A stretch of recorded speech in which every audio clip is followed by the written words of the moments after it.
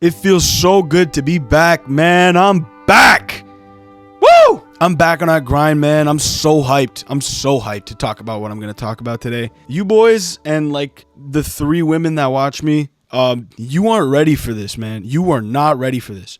Genuinely one of the greatest topics I've ever dedicated myself to learning about. And if you do already know, then I guess enjoy a little trip down memory lane. To start this off, we're heading to Mexico.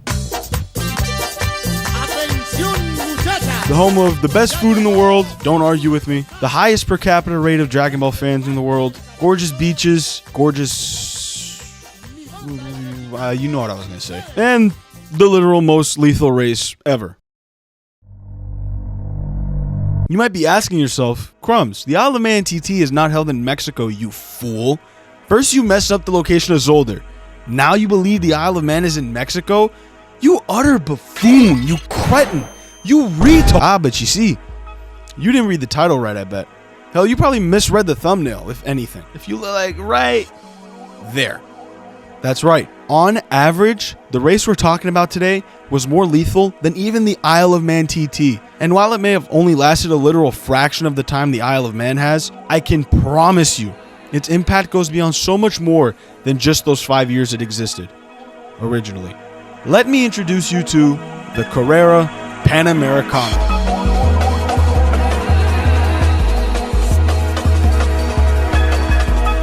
As with all great things, the Carrera Panamericana, which I will call the Pan Am occasionally from here on out, and I won't say Carrera because calling it the Carrera just means it's calling it the race, which is fucking pointless. The Pan Am was created mostly on purpose, sort of by accident. To even begin, we have to go beyond the world of racing at all.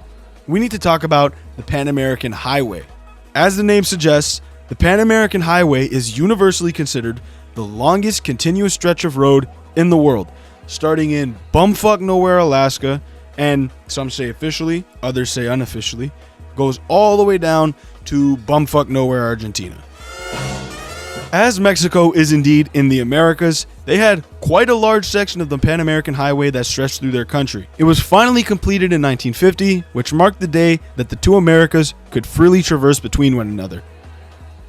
Except this stupid, empty, useless marshland full of drug runners and paramilitaries and bugs that probably carry horrible unknown diseases exists. So the Darien Gap pretty much cuts off both the Americas, and the accepted way to continuously drive the Pan American Highway is to take a boat and start back up in Colombia. Anyways, to celebrate the monumental completion of connecting the two Americas, the Mexican government organized a race using their section of the highway. Those niggas also desperately need an investment. They needed any sort of money, like an increase in tourism probably would have helped, because that shit definitely costed a pretty penny to build. They began advertising the event, and on May 10th, 1950, the first Carrera Panamericana was scheduled to be held.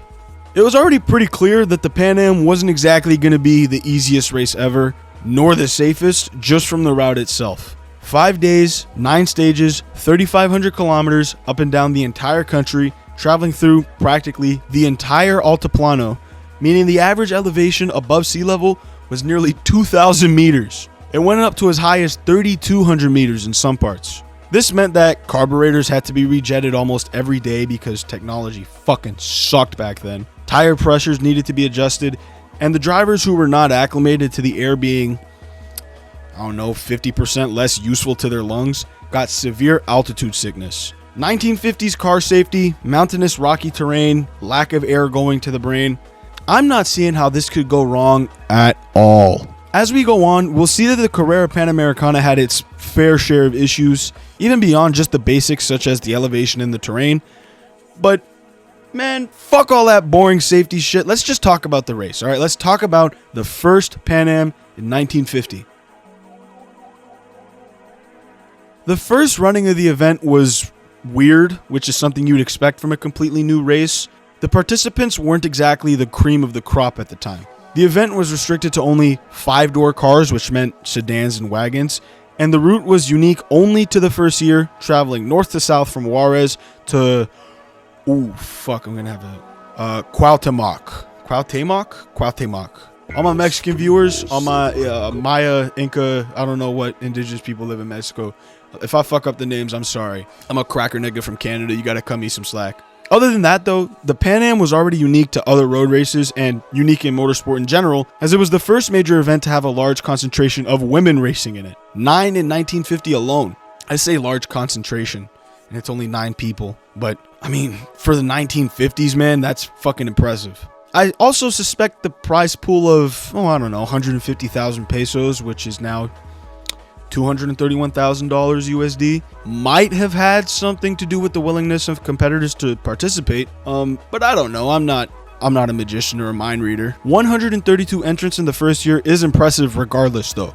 There was also an overrepresentation of American drivers since Mexico's right there. But that becomes less obvious as the years go on. So the race itself, what happened? Since the route was almost entirely in the Altiplano, carving through mountains and on the edge of huge valleys, the track was extremely twisty, technical, scary, I think is the best word to use. The tight nature of the track meant that a lot of the participants who pulled up in these huge Cadillacs, Lincolns, Mercuries, and there were 2 Frenchies on a team that brought a Deadliest 175. I mean, it was a sport Deadliest 175, but still, that's kind of crazy. They just broke the 5-door rule altogether. All those teams suffered greatly, while the more nimble and agile Oldsmobile 88 specifically shined. Since the race was so new and happened so long ago, a lot of details about it, other than the deaths, just aren't available. But through what must have been an absolutely insane race, because nobody knows where they're going, Herschel McGriff of stock car fame won the 1950 Carrera Panamericana in an Oldsmobile 88. With a time of 27 hours, 34 minutes, and 25 seconds. Second place was taken by Thomas Deal and Sam Creasap, and third by Alan and Ralph Rogers, who were brothers. Both of those guys were in Cadillac 62s.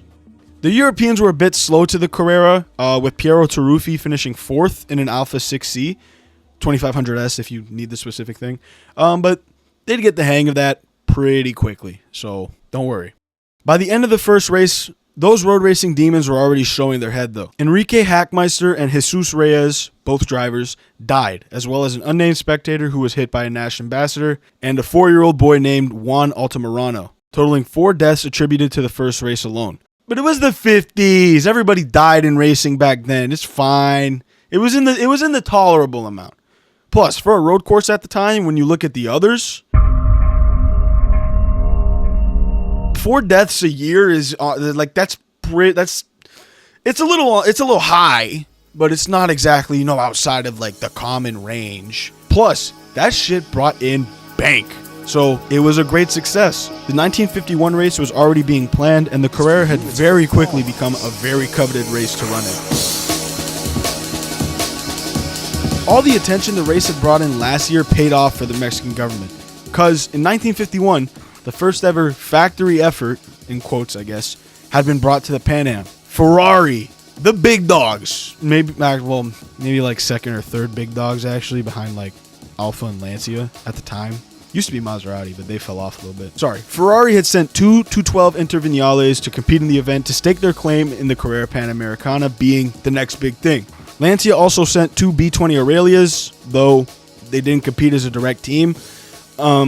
And they probably should have, because both cars DNF'd. So, at the same time, the increase in attention for the race led to much more high-quality talent pulling up to give it a swing.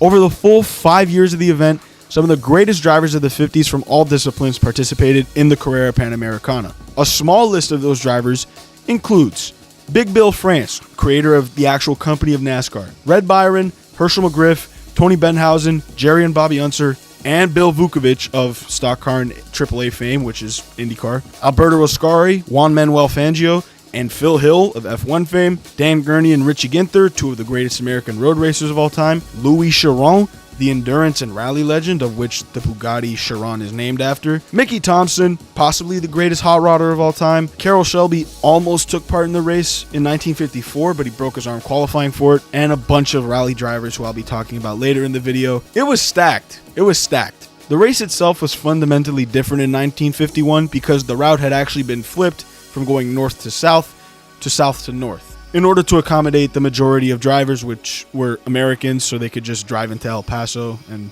The route from here on out spanned from Tuxtla Gutierrez, I think that's how you say it, Tuxtla Gutierrez to Juarez. This also meant that returning drivers needed to adapt to the route being reversed, as well as having to deal with all the extenuating factors mentioned earlier. Once again, not much is really known about the race itself other than like the deaths, but we do know it marked the beginning of the Europeans dominating it. Piero Taruffi and Luigi Chinetti won the race in a 2:12 with a time of 21 hours, 57 minutes, and 52 seconds, while second place Alberto Ascari and his co-driver Luigi Villaresi also were driving a 2:12. Third place, though, was taken by Bill Sterling, a car salesman who was driving a Chrysler Saratoga, finishing ahead of cars such as Hudson Hornets, Jaguar Mark 7s, of course the two Lancias that broke down, some other random French exotic shit that nobody likes anymore.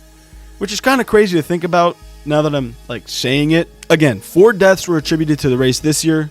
Somewhat luckily though, no spectators. Teammates Jose Estrada and Miguel Gonzalez died. Carlos Panini, I'm pretty sure he was the first guy to take a flight around the world in a small plane or something like that. Big guy in aviation. He died trying to defend his position against Bobby and Jerry Unser. He was also unlicensed to drive, and his daughter was supposed to be the one driving, which sucks to hear because they likely wouldn't have gotten into a crash, and he wouldn't have died. His daughter survived the crash, by the way. And likely the most random yet strangely important death attributed to the Pan Am, Lorenzo Lemus, the mayor of Oaxaca, the entire the city of Oaxaca. Could you imagine waking up bright and early, like you get your morning routine in, you're walking down your corner store getting coffee or whatever the fuck, and you see a newspaper saying your mayor died while doing a race. That had to be so surreal, my nigga. That probably was crazy. But once again, 4 deaths was run of the mill during this age of racing, so it was considered successful once again. The 1952 running of the Carrera Panamericana could be considered the most successful one ever, mainly because it had the lowest death count, but I'm about to explain some possibly mind-blowing shit to you if you didn't already know about it before. First things first, the race now officially permitted sports cars to participate and split the race into 2 classes, sports and stock, or touring depending on who you ask. Sports was mainly for European two-doors that were purpose-built for this kind of thing, while stock was the original class that utilized mainly American sedans and wagons, meaning there was now 1 overall race winner and 2 class winners. What the fuck? Why is my whatever. That's going in the video. The Pan Am had become so popular that Mercedes themselves used the race to ease back into, racing as a whole after the whole Nazi genocide thing, that phase they had going on. Oh yeah, forget about it. And they sent 3 300 SLs as a factory team. Ferrari, Lancia, Porsche, Gordini, which is just sort of Renault, and Lincoln all sent factory efforts to the race. And other brands like Jaguar also had a presence, though they didn't have a factory effort. It was clear that the Carrera Panamericana had quickly become one of the most prestigious road races in the world. That's some stiff-ass competition you're going up against at that time. The Mille Miglia, the Targa Florio, Le Mans, just to name a few. That's crazy. In just 3 years, it was already seen as having the same pedigree as those races. But this specific year for the Pan Am was especially special for one reason. Carl Kling, Hans Klenk, Chuck Stevenson, and Clay Smith. Not a more stereotypical name for each of their respective countries for each of those individuals. They were also all revolutionaries, introducing one of the most iconic components for one of the most beloved disciplines in the world, pace notes.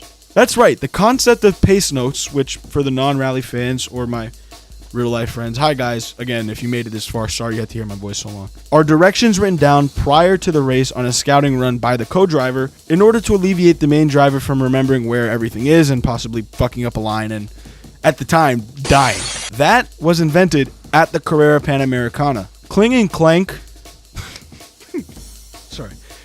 Klenk were factory drivers for Merck and were either ordered to or themselves thought to write down directions to make the driving part easier by not having to do that stupid memorization stuff. It's not really practical over a 3,500 kilometer track. It's barely practical on a modern rally stage, which is only 10 kilometers or something. Coincidentally, Chuck Stevenson and Clay Smith, factory Lincoln drivers, had the same idea, or the same team orders. These came in clutch during the race and proved they were practically necessary from here on out, as Kling and Klenk won the sports car class in their 300 SL and took the overall win with a time of 18 hours, 51 minutes, and 19 seconds. Followed by another 300 SL driven by Herman Lang and Erwin Grupp, And finally, a Ferrari 340 Mexico driven by Luigi Chinetti and Jean-Luca.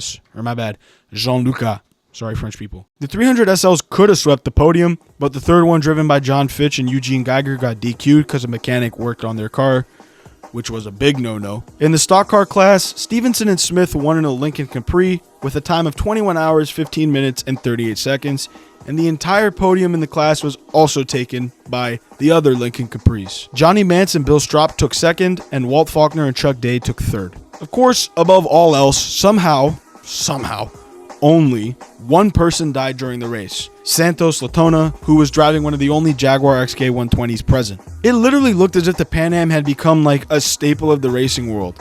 The event was extremely competitive, revolutionary, it was successful, and it raked in millions of bucks for the Mexican government through tourism and investment. Like, what could go wrong at this point?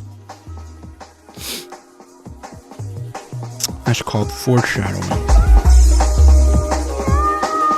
The fourth edition of the race was both a high and low point for the Pan Am. Prior to this year, it was a completely unincorporated event.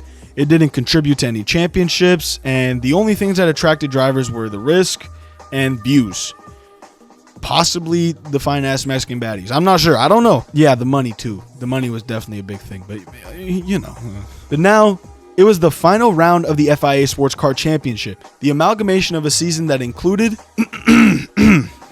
the 12 hours of Sebring, the Mille Miglia, 24 hours of Le Mans, 24 hours of Spa, 24 hours of Nürburgring, and the Taurus Trophy at Silverstone. All of that concluded at the Carrera Panamericana, which was only created 4 years prior.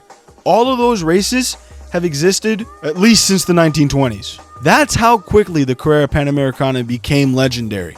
With the uptick in competitors, the classes were further divided into large and small. That means there is now Sports Large, which were for cars over 1.6 liters, Sports Small for cars under 1.6 liters, Stock Large for cars over 3.5 liters, and Stock Small for those under that. You'd think that meant more manufacturers were joining the race, which is why they did this, but no. As a matter of fact, Merc didn't compete in the event this year due to their focus on F1, which left Gordini, Porsche, Ferrari, Lancia, and Lincoln left. Still pretty damn stacked. I mean, only Porsche and Lincoln didn't compete in the top sports large class, but they'd be doing well for themselves regardless. The most organized manufacturers this year were both Lincoln and Lancia. Since Merc had left, Lancia took their place as the next biggest force in the top classes. Both of them brought out their absolute top tier drivers, cars, and tactics, with Lancia alone bringing out Juan Manuel Fangio, Felice Benetto, Piero Taruffi, and Eugenio Castellotti, who, by the way,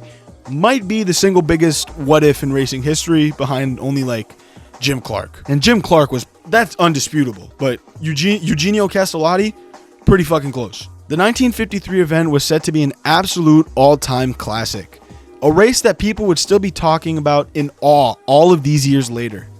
I mean, they were technically right, but it was for all the wrong reasons.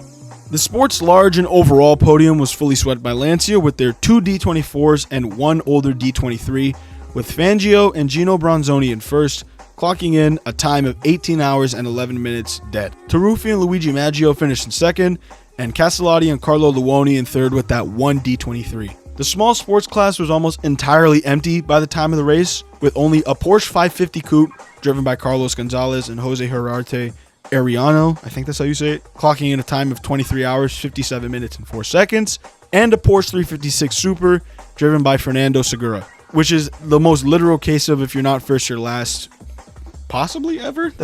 Yeah. The large stock class was once again swept by the Capri, with Stevenson and Smith winning again and clocking a time of 20 hours, 31 minutes, and 32 seconds. And I'm going to be honest, there's so many classes that from here on out, I'm just going to put the other podium spots on screen. The small stock class was won by C.D. Evans and Walter Krause Jr. in a Chevy 210 with a time of 24 hours, 48 minutes, and 21 seconds. The all-star lineup and the speed of the cars at the event, especially the Lancias, was completely overshadowed.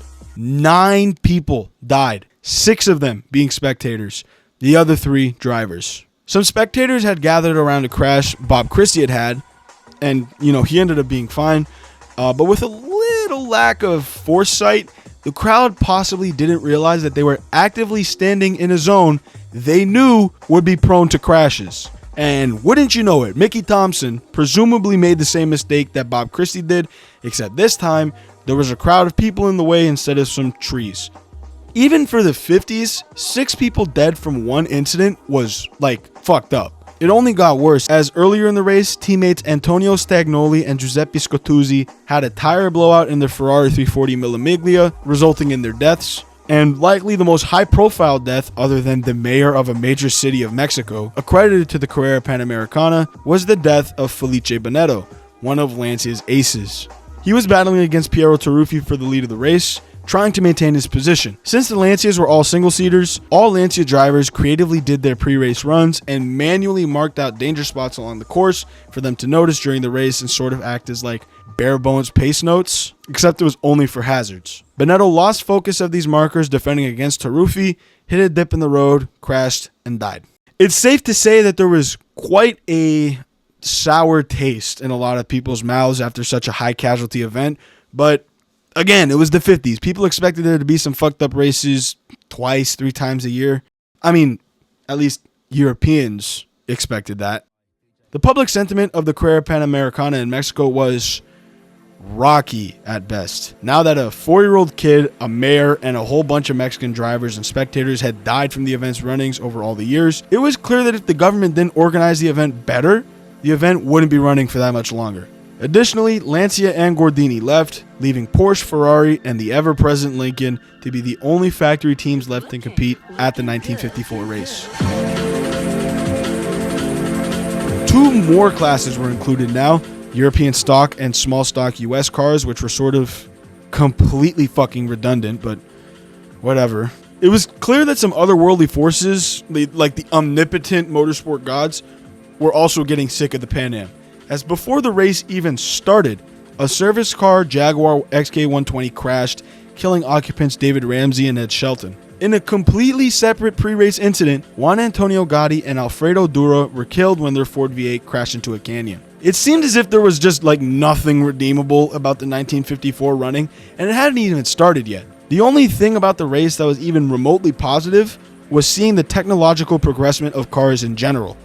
Because when the race first started, the outright fastest time set by Herschel McGriff in 1950 in that Oldsmobile 88 was 27 hours, 34 minutes, and 25 seconds. When Umberto Maglioli won this year's race and the large sports class in a Ferrari 375 Plus, he set a time of 17 hours, 40 minutes, and 26 seconds, almost 10 full hours faster than the winner only 5 years prior. As a matter of fact, every class in the 1954 race beat the time set by McGriff by just about 5 hours. Even the slowest classes in 1954 were over 5 hours faster than the fastest car that participated in the first event 5 years ago in 1950. The small sports class was dominated by Porsche and their 550 Spider, with Hans Hermann at the wheel setting a time of 19:32.33 to win.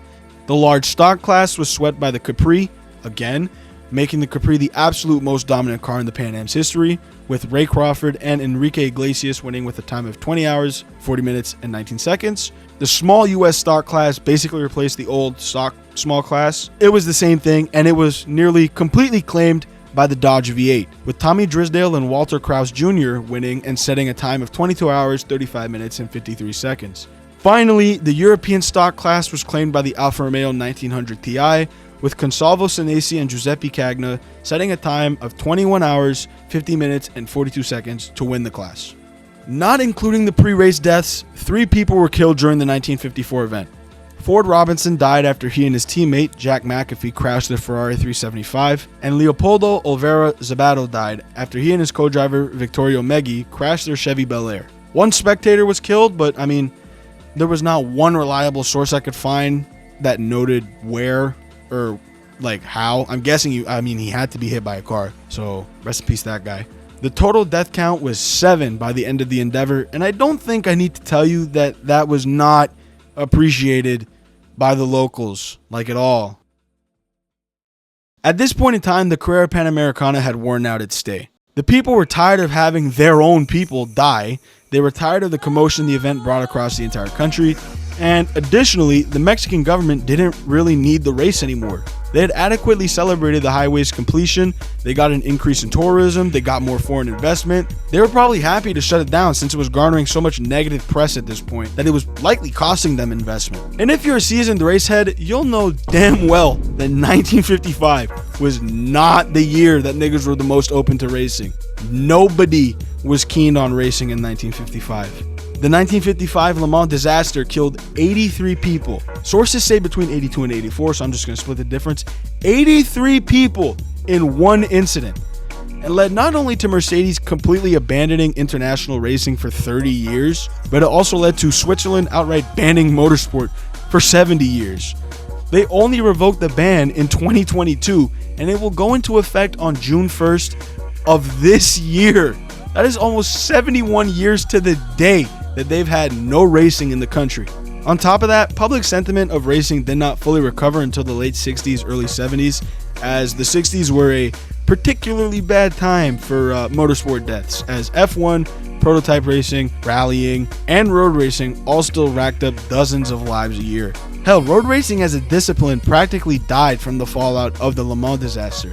Slowly but surely, road courses became more suited for racing, and some eventually became full-time racetracks, such as Spa and sorta kinda Mount Panorama.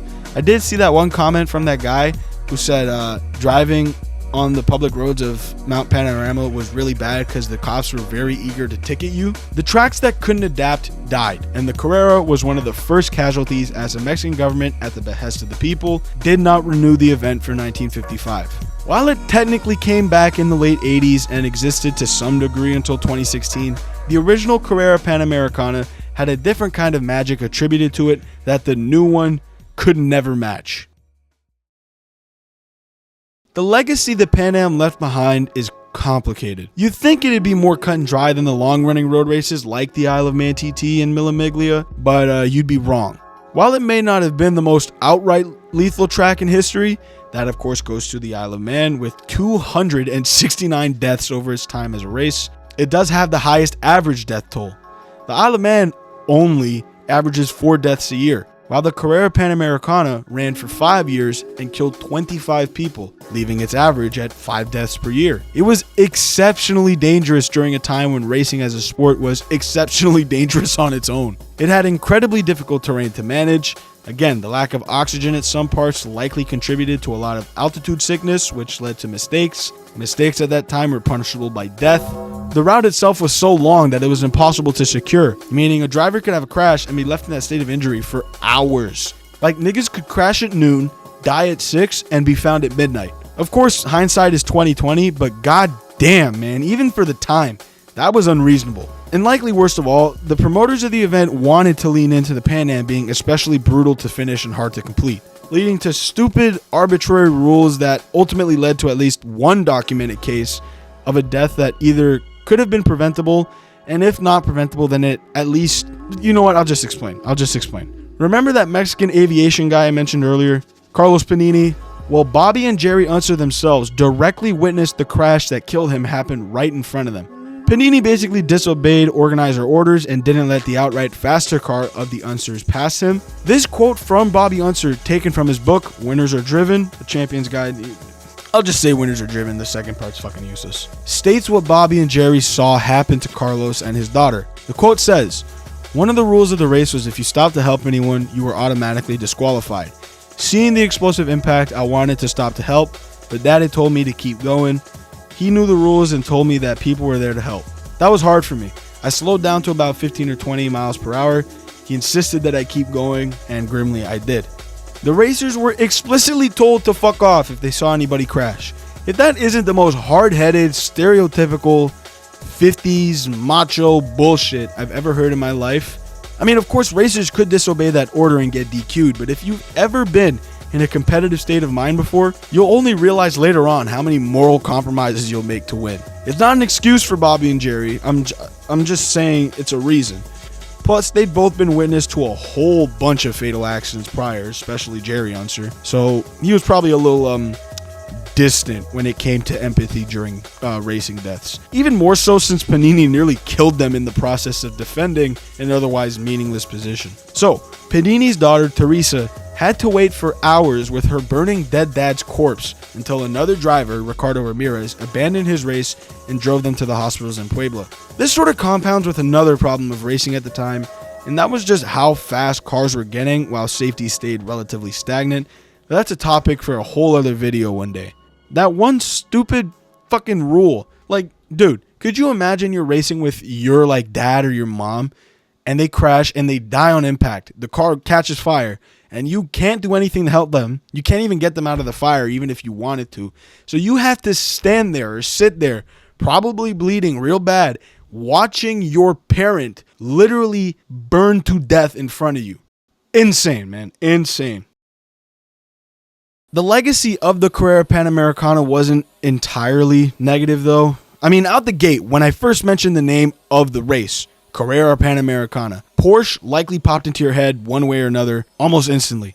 The Carrera name is like 35% of Porsche's identity. The remaining 65% is the Beetle. And if you had ever wondered where the name came from, it did indeed come from Porsche celebrating their success in this event.